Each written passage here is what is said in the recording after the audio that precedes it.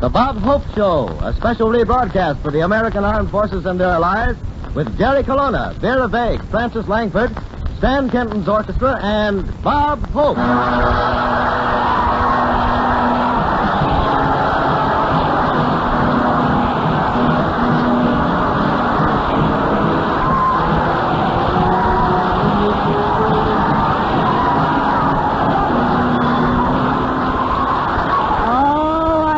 How do you do, ladies and gentlemen? This is Bob Coast Guard Hope. Yes, sir, tonight we're broadcasting for the Coast Guard. These are the boys who guard the coast, and they really guard it.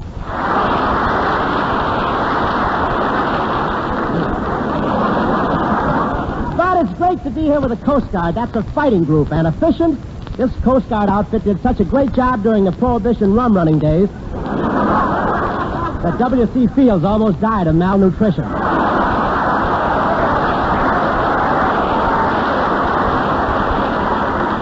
And anything in the ocean not signed up with the Allies hasn't a chance with the Coast Guard. Every morning, whales come in to report their positions. Coast Guardsmen and Guardsmen are always with the invasion forces. In fact, by the time the Marines get a situation well in hand, the Coast Guard is charging tourists 10 cents apiece to sail by and look at it.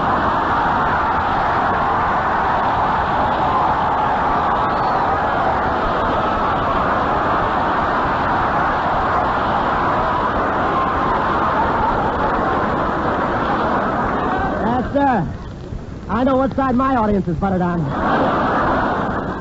And the beach patrol of the Coast Guard live in little huts right down on the beach, and it's very convenient. Every time the tide comes in, they get their laundry done, whether it needs it or not. And they don't call them huts, they call them hutlets. A hutlet, that's sort of an open-air oxygen tent. Each man patrols 10 miles of beach, and they pass by so regularly, each clam on the West Coast pulls his neck in on the hour and a half hour. And I don't know if those guys down there on the beaches get lonesome or not, but one fellow spent 3 nights in a row trying to date his own echo. I asked one guy on the beach patrol if he had to walk very much, and said, I don't know, but when I enlisted, I had feet.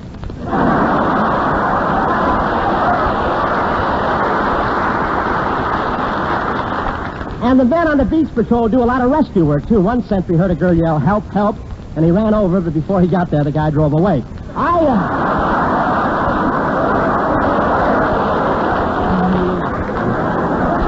I have a fast car. I went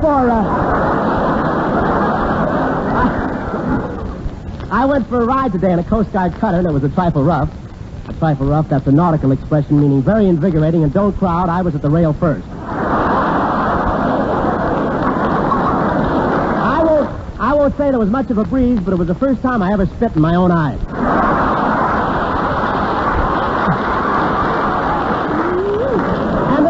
Shoot one of their 5-inch guns. I don't want to brag and say I hit anything, but you know the City Hall here at Long Beach?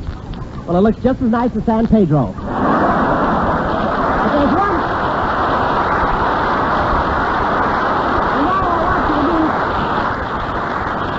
And now I want you to meet Professor Colonna, a fellow Coast Guardsman who knows all about boats, and will I'll be with you in a minute, Hope. I'm over here looking over a lifeboat. Looking over a lifeboat? Oh, Professor, kiss me again. Well provisioned, aren't they?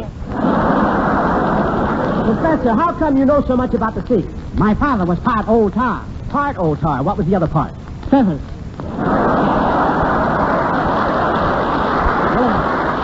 Have you ever had any narrow escapes with old man Neptune? Oh, no. In fact, I've never even been out with his daughter.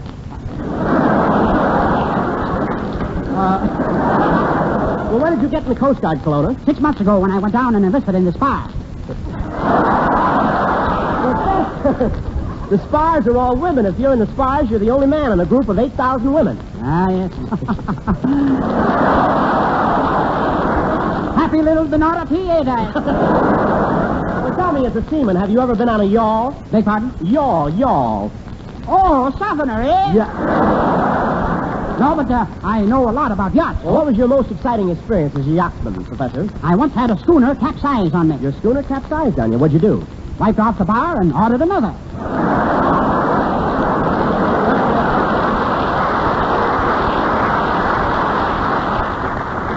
Truthfully, Hope, I had a little accident during my last voyage. You see, it was so foggy, I ran into a bell girl. Colonna. No, you mean Bell Boy. No, Bell Girl. Manpower shortage. Well, was it a bad accident, Colonna? Yes, Hope, the ship started to sink.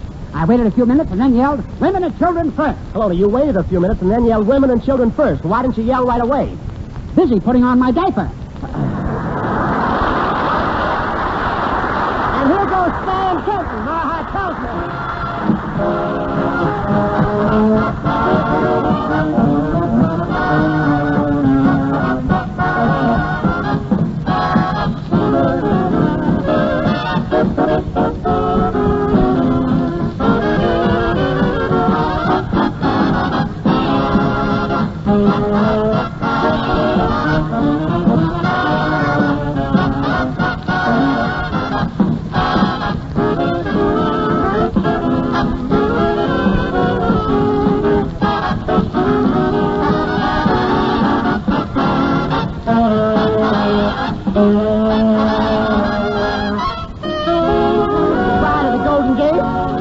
Tony Romano, step in. Thank you, Rob.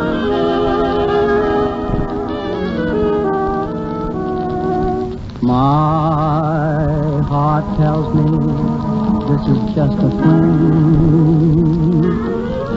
Yes, you say our love means everything. Do you mean what you are saying? Or is this a little game you're playing? My heart tells me I will cry again. Lips that kiss yours could lie again. If I'm fool enough to see this through, would I be sorry if I do? Should I believe my heart for you?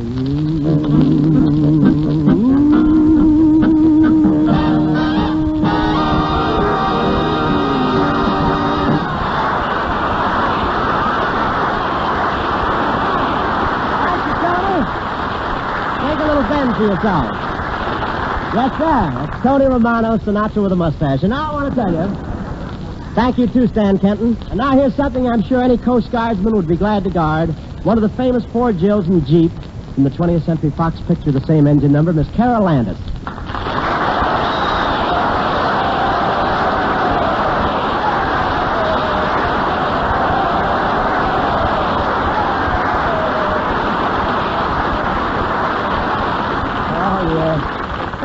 Thanks a lot, fellows, and thank you, Bob. I must say you're very generous to me. Yeah, and so is nature. Hey,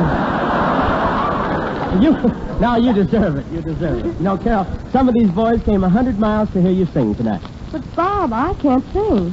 Oh, well, that's too bad. These poor boys. Now all I can do is stand here and let them stare at me.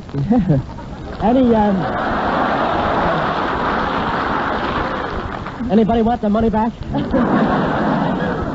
But really, you know, these are the boys that protect our beaches, Yes, Carol. I know. If you're in swimming and they're on duty, they chase you. Yeah, and what happens if they're not on duty?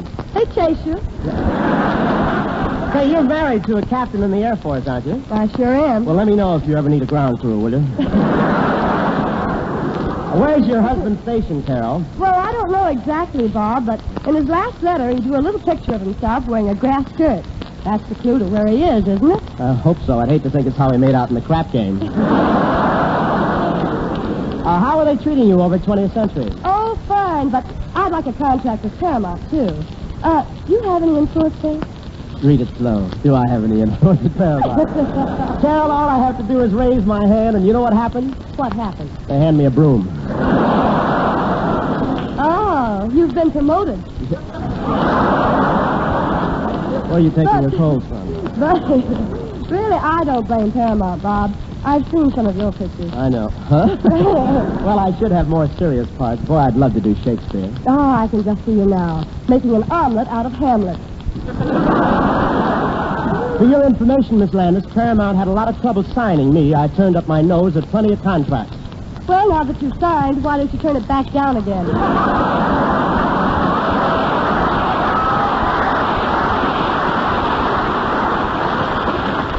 Well, it comes in handy for picking up cigar butts on the beach, anyway. Say, Carol, you live right at the beach, don't you? Uh-huh. I have a house in Santa Monica. I spent all last summer on the beach. You did? Well, didn't you see me there?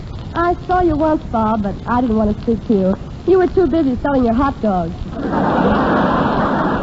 Carol, did you ever run into one of those Coast Guardsmen patrolling the beach? Why, yes. Just the other morning, I was going in for a swim, and I saw one pacing up and down the sand, and... Yeah. Gee, all this walking. Sure is hard on my feet. Already wore out 3 pair of bunions. Hello? Oh, hello, tall, dark, and lacking. Wait a minute. You a saboteur? Oh, that's silly. How could I be a saboteur? A saboteur undermines morale and distracts people's minds from their work. You're a saboteur. Say, what are your duties here on the beach patrol? I don't know. I never stopped walking long enough to find out.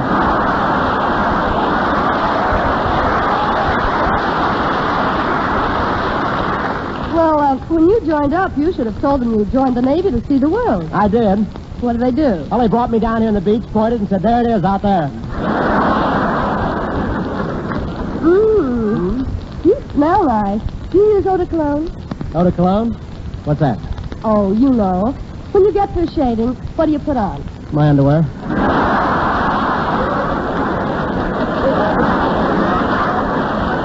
the matter? You don't wear any? Say, do you have many adventures when you're patrolling the beach? Yes, quite a few. Last week I stepped on a lobster and he fastened his claw on my big toe. Oh, goodness. Did you lose your toe? Oh, no, I didn't lose it. Got it right here in my pocket. Say, have you got a girl? Yeah, I got a picture tattooed on my chest. I'll unbutton my shirt. See, that's her. Oh, she's pretty, isn't she? But what's that bandage doing on her leg? That's where my dog tag bit her.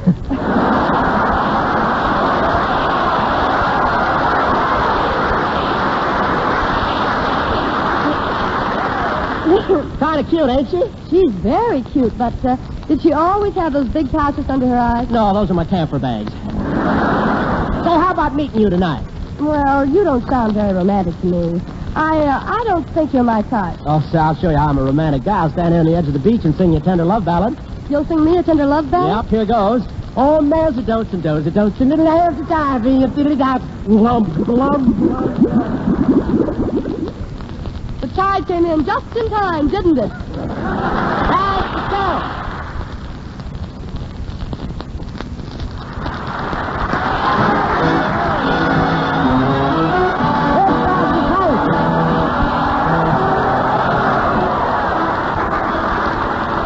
You going to sing this for your brother in the Coast Guard, Francis? Absolutely. I know you are. When I go for a walk, and I meet old friends renew, we sit around and talk, then they ask about you. What's the good if they say that you and I are through? I tell them you're okay. When they ask about you,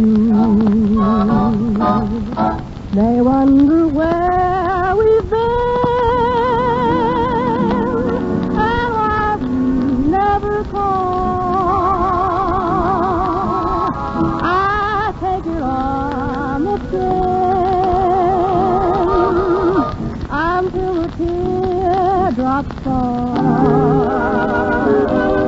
They don't mean to be smart, but if they only knew, they're stepping on my heart when they ask about you.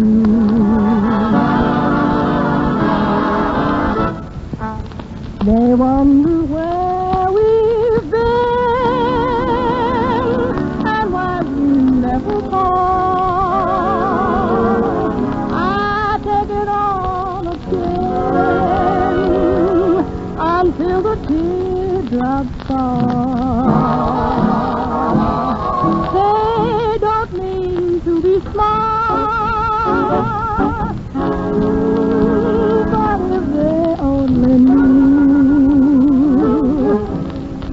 knocking on my heart when they ask about you.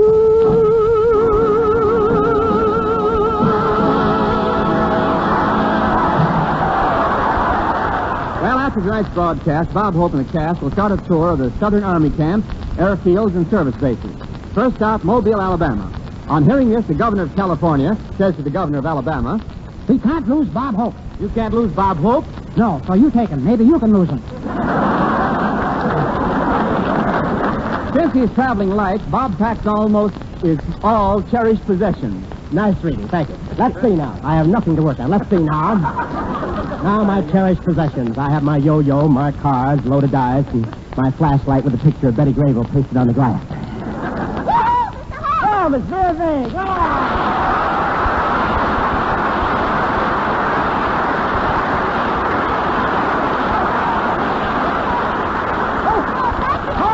Get over with that.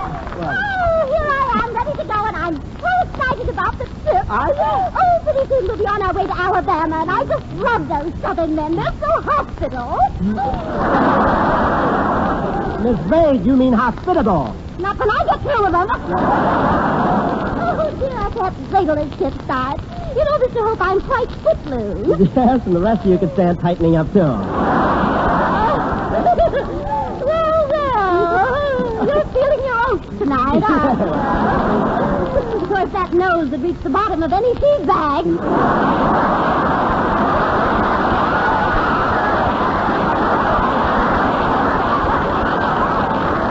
Look, do you think you'll like Alabama, Miss Vane? Oh, yes. Well, last night I was down there, I met one of those real Southern colonels, a real genuine Southern colonel. Well, what makes you so sure he was a real Southern colonel? Well, he had eagles on his shoulders, and they had a mint julep in his claw.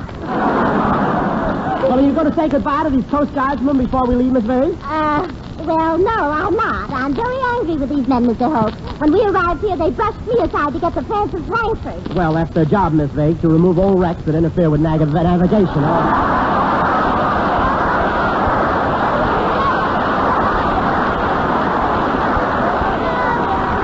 I should get rid of an old delivery that's interfering with my career. Oh, bless your heart.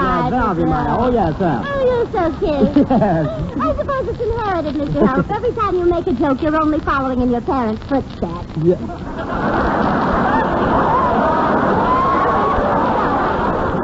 Tell me, are all the arrangements made for our transportation, Mr. Hope? Yes, Professor Colonna's down at the railroad station seeing about the tickets. I expect him to phone any minute. Hello? This is him now. Him now? Oh, yes. How are you, him now? Are my shirts ready? Colonna, listen, this is Bob Hope. Oh, Bob Hope. That was a silly mistake. How are you, Hope? Are my shorts ready? Stop clowning, Colonna. Did you get the railroad tickets for our trip south? I certainly hope I got them right here in my hand. We go to San Francisco, then to Seattle, Juneau, Vladivostok, Odessa, Winnipeg, and Baltimore, right to Mobile, Alabama. Well, look, Colonna, I don't want to find fault, but isn't that taking the long way around? What do you do, Hope? It's a troop train, and they all go that way. Yeah. Oh, Bob, are we almost ready to leave? Yeah, tell me, Francis, you taking everything along in the trip? Oh, not much. Just what you see here. That's everything.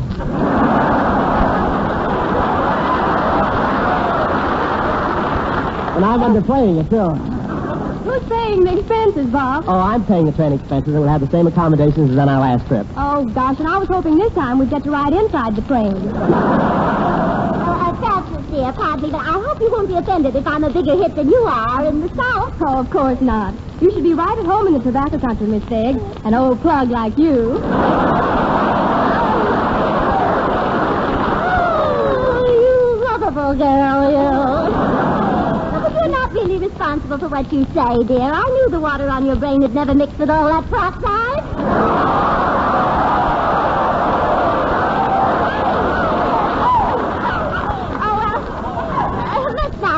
Dear. In a short time, we'll be in Alabama. Oh, goodness, I remember our last trip there. I was a toast to the South. And I was a toast to the South. How about me? Quiet, Crumb. Is Mr. Kenton and his orchestra coming with us, Mr. Hope? Oh, not us. The musicians don't like the way Bob handled things on the last trip. What's the matter, Skin? I got him on the train, didn't I? Yeah, but you should have got them tickets. Well, let them keep half their tips. I don't know why. What about you, Wendell Niles? What did you think of your accommodation? Can't kick. Can't kick? How can I? In your trunk. Hello? Hello, is this Bob Hope, that great, that sensational, that witty and clever comedian who follows Fibber McGee? Yes, who is this? Fibber Colonna.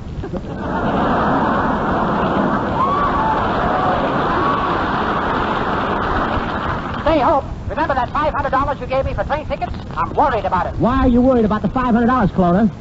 Four's my point. Professor, you should have had our whole trip arranged an hour ago. What's delaying you? What a time to get transportation these days, Hope. Nonsense, Colonna. There's no shortage of transportation. You're at the railroad station now, aren't you? Yes. Well, just go up to the ticket window and say, give me 20 tickets to Mobile, Alabama, please. Okay, Hope. Give me 20 tickets for Mobile, Alabama, please. You want 20 tickets to Alabama. 20 tickets. Oh.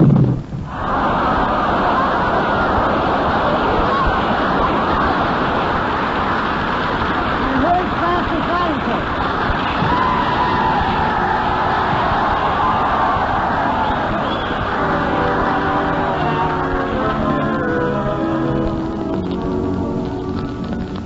Will I ever find the boy on my mind? The one who is my ideal. Maybe it's a dream, and yet he may be just around the corner waiting for me. Will I recognize the light in his eyes that no other eyes reveal? Will he pass me by and never even know that he is my ideal?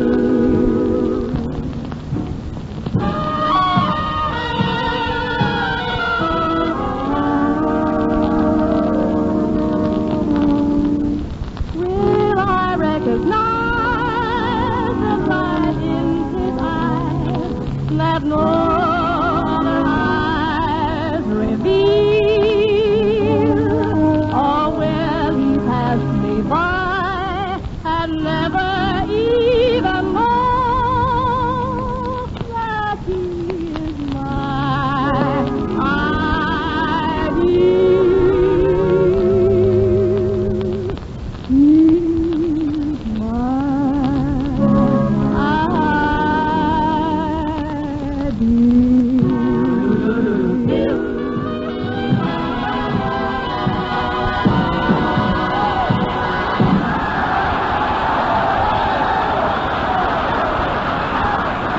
Well, thanks a lot to Captain W.F. Toll, District Coast Guard Officer at the 11th Naval District here in Long Beach. Coast Guard has always meant tough men and tough little cutters who tackle the oceans on stormy nights to rescue shipwrecked sailors, who bust up icebergs in our shipping lanes and keep friendly beacons burning in lighthouses from New England to the Golden Gate. Always a great name from the Atlantic to the Pacific. Today it's a great name from Italy to the Marshall Islands. For it's the Coast Guard that races up to those beachheads to deliver the fighting Marines, and the Coast Guard that has kept Uncle Sam's harbors free of major catastrophes the past 2 years, guarding harbors and vessels against accident and sabotage to set an amazing wartime record of port security and speed shipping on its way to the battlefront. And it's the Coast Guard that's in there beside the tankers and troop ships, tossing ash cans in the U-boats and taking on anything the enemy puts in their way. You know, they've got a little motto in the Coast Guard, Semper Paratus, always ready. And then, mister, whenever there's a tough job to do, you'll find the Coast Guard always ready and willing and able to do it. Good night.